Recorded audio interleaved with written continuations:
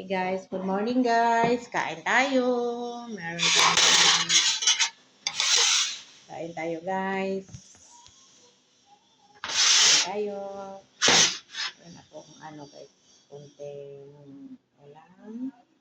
Corn beef. Ito sa akin. Itong corn beef na to natira-tira na nakasisig. Ayan guys. Ayan. May talong. Ginisang talong. Ayan guys. Guys, kain tayo. Kain.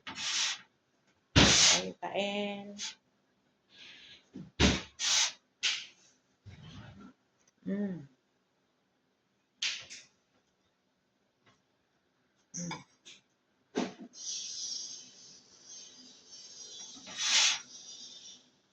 Mm. Talong guys. Mm. Talong. Mm. Mm. Tanghali na guys.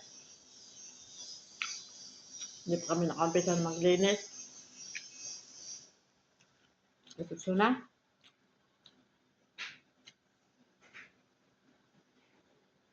Nagluto pa kasi ako kanina. Pagkising ko, nagluto ako bang bako ng busing namin. Mm.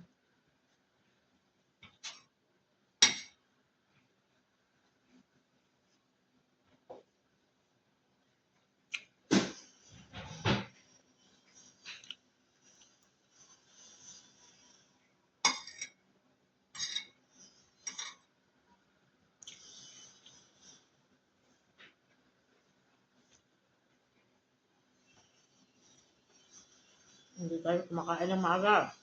Nalbihan na tayo. Season, wala na. Sumakit na yung ulo guys. Diba? Hindi tayo kakain ng maaga. Sakit ang ulo natin.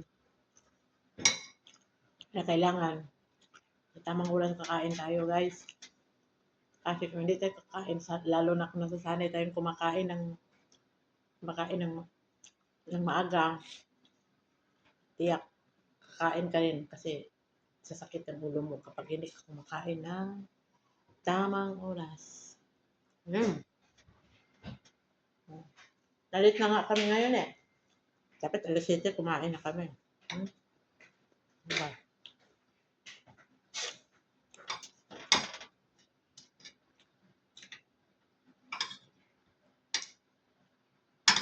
Kain na.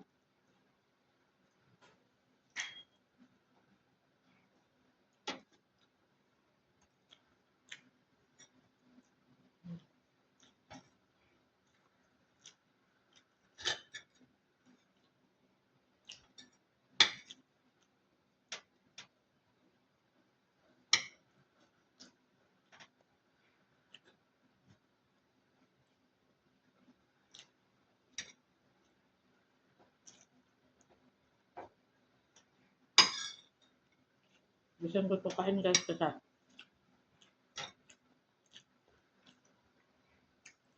marami pa akong magason.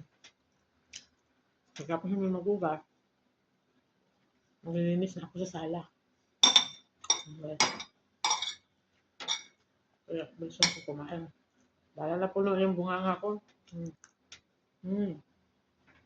Taba ko. Bakit hindi magkatawa? Guys, kulang pa yung kanin ko guys. Dagdagan ko pa guys.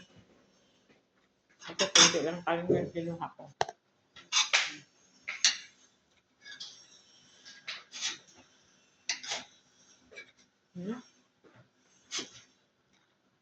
Right. Right. Andito pala yung kasama ko guys. Hi guys! Ayan. Kain! Bili pa siya ng tubig guys kasi makape siya. Ano siya sa kape? Ito na lang natuto kumain sa akin ng umaga. Makain ng kanin. Pag doon na sa kanila, hindi yan kumakain ng kanin. Umaga. Tanghali lang kumain. Nanay sila sa kape. Okay. Sa akin hindi eh. Kanin ng umaga, kanin ng tanghali at ng gabi. Mm. Diba?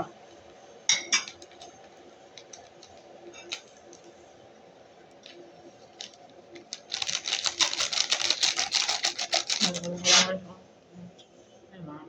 Tira-tira guys, sayang kasi. Ano? Naiipon lang sa rep eh. Diba? Okay guys.